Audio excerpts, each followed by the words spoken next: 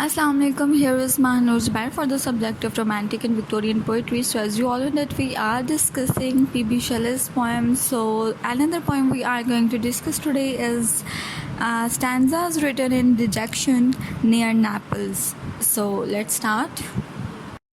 Okay जी, so dejection जो है वो एक स्टेट ऑफ मेलनकली है, एक स्टेट ऑफ डिप्रेशन है, ठीक है। और नेपल्स जो है एक इटली में एक टूरिस्ट स्पॉट है, एक जगह है, वहाँ का जिक्र किया गया है। वहाँ पर बैठे बैठे शैले ने जो स्टैंजास लिखे वो ode to dejection near Naples कहलाते हैं। Stanzas written in dejection near Naples immediately tells us Shelley's location in Italy and his state of mind. तो चूँकि अभी मैंने आपको बताया कि डिजेक्शन जो है एक स्टेट ऑफ डिप्रेशन है, स्टेट ऑफ मेलनकली है, और नेपल्स जो है वो इटली में एक टूरिस्ट स्पॉट है। तो इसके टाइटल से ही, इस पोएम के टाइटल से ही हमें पता चल जाता है कि इस पोएट जो है वो किस जगह पर है और कैसा उसका मूड है, किस स्टेट ऑफ माइंड में है। From the title onwards we know we are reading a romantic poem। और चूँकि शैले की पोएम्स पढ़ रहे हैं तो पता चल जाता है हमें कि टाइटल से ही कि हम एक रोमांटिक पोएम पढ़ने लगे हैं।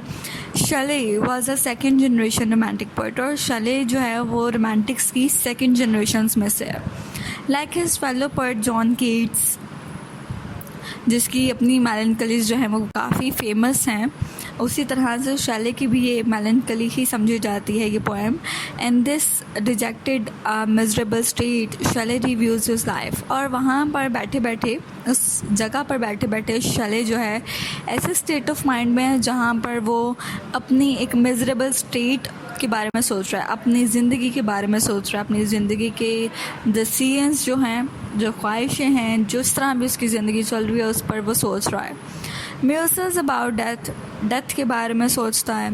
And thinks about what sort of poetic reputation he has carved out for himself. और फिर अपनी पोएटिक क्वालिटीज़ के बारे में देखता है कि आखिर वो किस किस्म का, किस रेपुटेशन का पोएट जो है वो बन चुका है, या किस किस्म की उसमें क्वालिटीज़ हैं, या किस किस्म की रेपुटेशन है उसमें ऐसा पोएट। तो इन सब चीज़ों के बारे में वो सोचता हुआ एक ऐसे स्टेट ऑफ माइंड में नज़र आता है।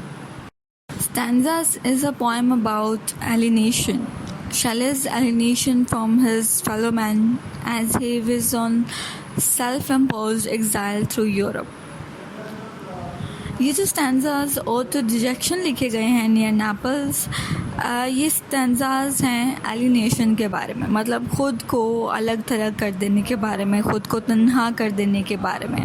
और इस पोएम के थ्रू हमें बिल्कुल क्लियरली ये फील होता है कि शैले जो है उसने अपने आप को दूसरे लोगों से, अपने फेलो मैन से अलग कर लिया है। और ऐसा लगता है कि शायद उसने अपने आप पर एक सेल्फ इम्पोज, खुद पर खुद ही का लगाया हुआ है जो एक एग्ज़ाइल है वो उसने कर लिया, खुद को खुद ही से यूरोप में से निकाल दिया है। Shelley's belief and outspoken radical politics had got him into hot water on numerous occasions।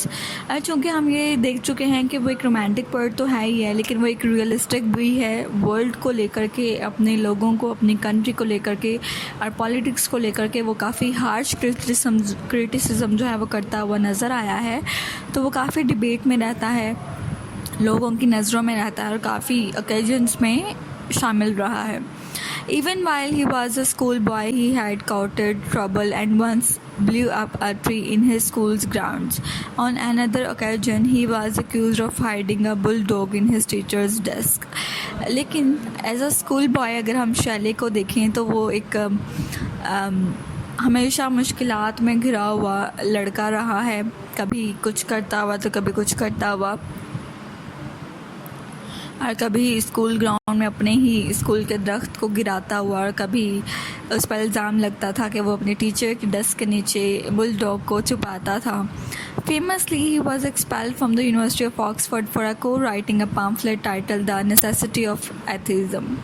और ज़्यादातर उसका ये ओकेजन जो है वो मशहूर है कि यूनिवर्सिटी ऑफ ऑक्सफोर्ड ने शैले को एक्सपेल भी कर दिया था यूनिवर्सिटी से, क्योंकि उसने एक पैम्फलेट लिखा था जिसमें एथिसिज्म के बारे में उसने लिखा था। मतलब एथिस्ट वो होते हैं जो किसी चीज़ पर भी यकीन नहीं रखते, खुदा के होने ना होने पर वो बिल्कुल भी यकीन नहीं रखते।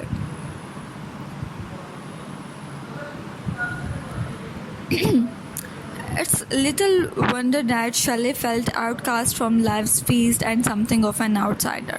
तो ये सोचने की बात है कि शायद शैले जो है वो शैले अपने आप को ज़िंदगी से, अपनी इस सिचुएशन से, उन लोगों से अपने आप को अलग ही समझता है. समथिंग ऑफ एन आउटसाइडर, जो एक आउटसाइडर किसी जगह पर जाकर के समझता है, शैले को अपने लोगों में रहते हुए वैसा ही फील होता है. A dejection that is at once the birds and not exclusively the poets, and that the nighttime vision of the shore is imbued with a deeper philosophical significance, implying a kind of imprecise boundary between two worlds and two states of minds. और detection लिखते वक्त poet कहाँ पर बैठा हुआ है, किस mood में बैठा हुआ है, किस जगह पर बैठा हुआ है, ये बहुत मैटर करती है. और चूंकि हमने देखा है कि वो नेपल्स में बैठा हुआ एक टूरिस्ट स्पॉट है जहाँ पर समुंदर के किनारे, साहिल के किनारे वो बैठा हुआ है, तो ये भी एक डीप साइकोलॉजिकल सिग्निफिकेंस देता है इस पोएम को.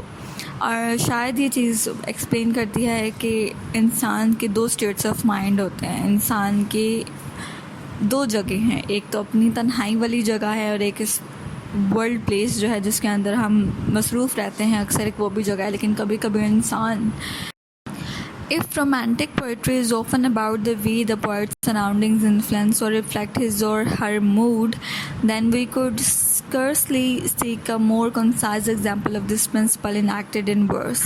और अगर हम ये कहें कि रोमांटिक पोइट्री अक्सर ही पोइट्स की अपनी सराउंडिंग्स पर, अपने मूड्स पर, अपने इन्फ्लुएंस पर लिखी जाती है, तो फिर हम इन लास्ट लाइन्स को देख सकते हैं. The sea, the deep, that Shelley describes as evocatively in stanzas written in dejection, would claim the poet only a few years after he wrote the poem. When he dawned in 1822, he was sailing in a boat named after Byron's Don John and had a copy of Keats' poems in his pocket.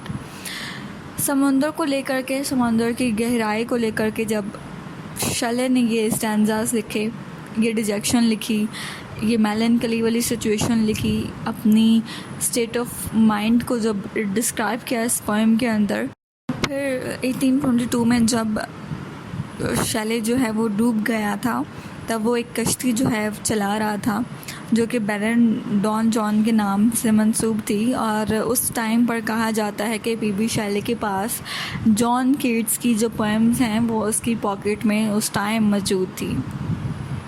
खुद को अकेला रहकर जब देखता है तो उसको दो अलग अलग जगह जो हैं वो नज़र आती हैं, एक अपना तन्हा रास्ता और एक जो है इस मसरूफ़ दुनिया को देखता है.